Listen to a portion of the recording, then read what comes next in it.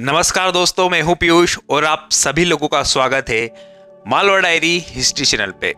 दोस्तों, विगत कुछ दिनों से मेरा और परिवार के अन्य सदस्यों का स्वास्थ्य थोड़ा सा गड़बड़ चल रहा था, जिस कारण आपसे चर्चा करने का सही समय नहीं मिल पा रहा था।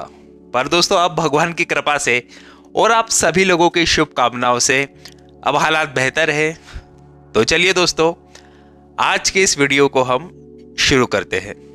दोस्तों, आज का जो हमारा वीडियो है, इस पे हम चर्चा करने वाले हैं कि आखिर क्यों देवी अहिल्या ने भारत के हर कोने में मंदिरों, घाटों एवं धर्मशालाओं का निर्माण क्यों करवाया था। क्यों लाखों करोड़ों रुपए, वह भी उस समय के हिसाब से, यानी आज के समय के हिसाब से देखा जाए तो अरबों रुपए क्यों खर्च किए थे मां अहिल्या ने। क्या आपने परमार्थ यानी स्वर्ग प्राप्ति के लिए इतना सारा पैसा व्यर्थ ही बहा दिया था मां अहिल्या ने। दोस्तों, जो लोग आज के समय और उस समय भी यानी कि मां अहिल्या के शासन काल में भी उनकी निंदा करते थे, उनके परोपकार के कार्यों को फिजूल खर्ची बताते थे, वे कहते थे कि मां अहिल्या को यह पैसा राज्य के विस्तार या फिर सेना को मजबूत बनाने पे खर्च करना चाहिए था। तो आज दोस्तों हम चर्चा करेंगे कि मां अहिल्या के विजन की या फिर मां अहिल्या के उस दृष्टिकोण, उस वृहद दृष्टिकोण को समझने की कोशिश करेंगे, जिसको समझना उस समय कई लोगों के बस के बाहर की बात थी और आज भी कई लोग इसे समझ नहीं पाते हैं। तो दोस्तों, सबसे पहले हम यह देखते हैं कि मां अहिल्या ने भारत में कहां पर निर्माण करवाया था।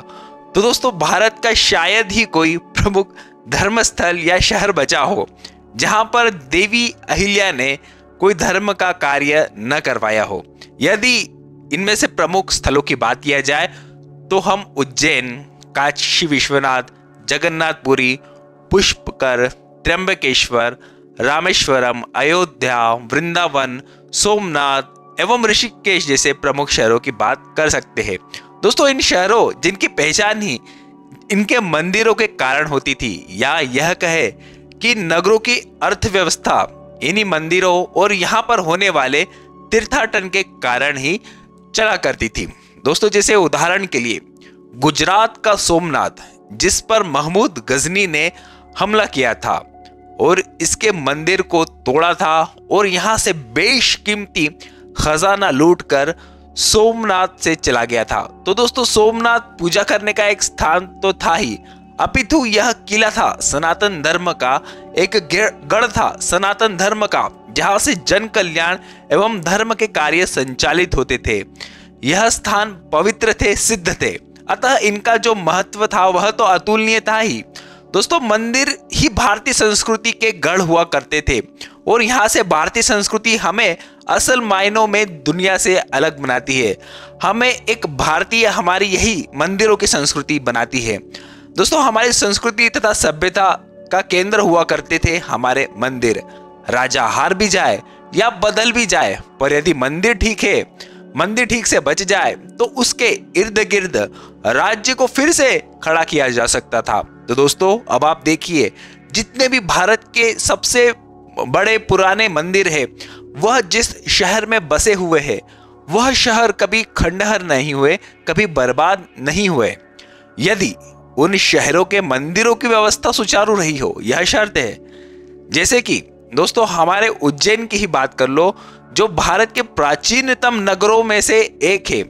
यहाँ का महाकालेश्वर मंदिर अति प्राचीन समय से विद्यमान है और बाकी जो समकालीन सभ्यता के शहर थे, नगर थे, वह नष्ट हो गए, पर आज भी कायम है बाबा महाकाल की नगरी उज्जैन का वैभव।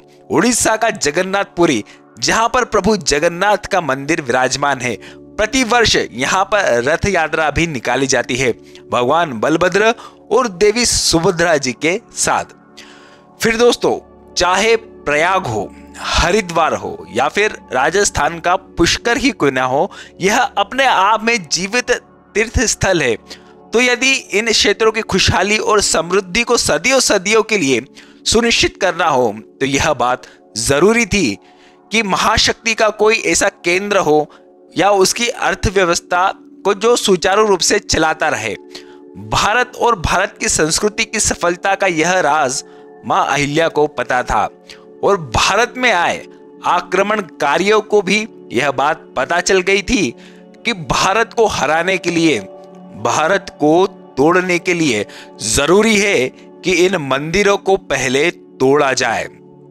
इसलिए दोस्तों जो भी आक्रांता आया, चाहे वह कश्मीर में आया हो, उत्तर प्रदेश में आया हो, मध्य प्रदेश में आया हो, गुजरात में आया हो, उड़ीसा में आया हो, चाहे दक्षिण भारत तक ही क्यों ना पहुंचा हो, उसने सबसे पहले मंदिर तोड़े, मूर्तियां तोड़ी, पुस्तकालय जलाए, आश्रम तोड़े, पाठशालाएं तोड़ी एवं उनको जलाया। तो जब मराठा शासन काल में हिंदू राजाओं को पुनः शक्ति प्राप्त हुई तो दोस्तों भारत को बचाने के लिए, भारतीयता को बचाने के लिए मां अहिल्या ने यह जरूरी समझा कि मंदिरों को बचाया जाए, जो टूट गए हैं उन्हें पुनः बनाया जाए और नए मंदिरों का भी निर्माण करवाया जाए। और यही छत्रपति शिवाजी महाराज के हिंदवी साम्राज्य का संकल्प भी था कि अपने देश में अपनी संस्कृति का बोलबाला हो। और दोस्तों शास्त्रों में भी तो यह कहा गया है, धर्मो रक्षति रक्षितः, अर्थात तुम धर्म की रक्षा करोगे तभी धर्म तुम्हारी रक्षा करेगा। दोस्तों स्वर्ग की कामना या परमार्थ के लिए एक दो मंदिर और धर्मशाला बनाना ही पर्याप्त था, जैसे कि अन्य छोटे मोटे सेठ साहूकार भी किया करते थे और आज भी करते हैं। पर मां अहिल्या ने इतने बड़े पैमाने पर यह कार्य किया, यह हमें यह बताता है कि उसका उद्देश्य निजी नहीं अपितु राष्ट्रव्यापी था। और दोस्तों जहां तक पैसों की फिजूल खर्ची या फिर बर्बादी की बात है, तो मां अहिल्या ने यह सारा खर्चा राजकोष से नहीं उठाया था, बल्कि अपनी स्वयं की निजी संपत्ति, जिसे खासगी संपत्ति कहते हैं, यह खर्चा वह उसी से उठाती थी। तो दोस्तों आज की वीडियो में मैं यह आशा करता हूं कि मां अहिल्या का जो वृहद दृष्टिकोण था आपसे साझा कर पाया होगा। तो दोस्तों आज के वीडियो में इतना ही, मुलाकात होगी आपसे नेक्स्ट वीडियो में। तब तक आप लोग भी अपना ध्यान रखिए। धन्यवाद।